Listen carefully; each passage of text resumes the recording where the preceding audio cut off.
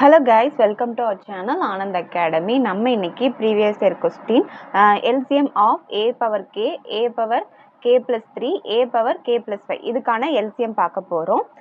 So இதுக்கு first பாருங்க. இப்போ இந்த மாதிரி பவர்ஸ்ல வர்றதுக்கு LCM கேட்குறாங்கன்னு வச்சுக்கோங்க. அப்போ நீங்க என்ன பண்ணுங்க அப்படின்னா ஒவ்வொன்றா எடுத்து எழுதிங்க. a power k, அதாவது நம்மளுக்கு என்ன தெரியும், a power m plus n அப்படின்னா நம்ம எப்படி எழுதிக்கலாம், a power m into a power n எழுதிக்கலாம். அந்த கான்செப்ட் தான். ஸோ இப்போ இங்க பார்க்கும்போது நம்மளுக்கு என்ன இருக்கு, a power k மட்டும்தான் இருக்கு. ஸோ இது அப்படியே தான் வரும், a power k மட்டும் எழுதிக்கோங்க. Next a power k plus 3 இதை எப்படி எழுதிக்கோங்க, a power இது பிளஸ்ல இருக்கு, அப்போ இன்ட்ல எழுதிக்கலாம், அதாவது மல்டிப்ளிகேஷன்ல எழுதிக்கலாம். a power k into a power 3 நம்ம எழுதலாம். அதே மாதிரி a power k plus 5 எப்படி எழுதலாம், a power k into a power 5 ன்னு எழுதிக்கலாம். சரியா? இப்போ இதுக்கு LCM எப்படி எழுதணும்னு பாருங்க.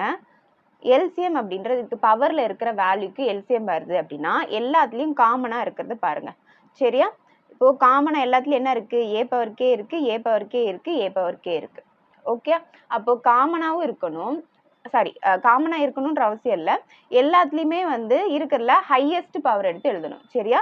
இப்போ a power k இருக்கு, a power k எல்லாமே சேமா இருக்கிறதுனால நான் என்ன எழுதிட்டேன் அப்படின்னா இப்போ இதே ஹையஸ்ட், இப்போ k ஸ்கொயர்ட் இருக்கு அப்படின்னா நான் அதை தான் எடுத்து எழுதணும். சரியா? எந்த பவர் அதிகமா இருக்கோ LCM பொறுத்த வரைக்கும் பவர்ல எது அதிகமா இருக்கோ அதை தான் எடுத்து எழுதணும், காமனா இருக்கணும்ன்ற அவசியம் கிடையாது. ஸோ அதே மாதிரி இங்கே a power 3, a power 5 இருக்கு. ஸோ இதுல வந்து இங்க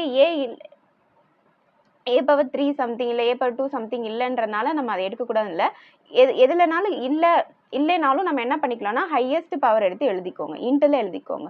சரி, இப்போ அகைன் வந்து இது எப்படி எழுதலாம், a power k plus 5ன்னு இருக்கு. அப்போ என்னோட ஆன்சர் வந்து என்னது, a power k plus 5 தான். ஓகே,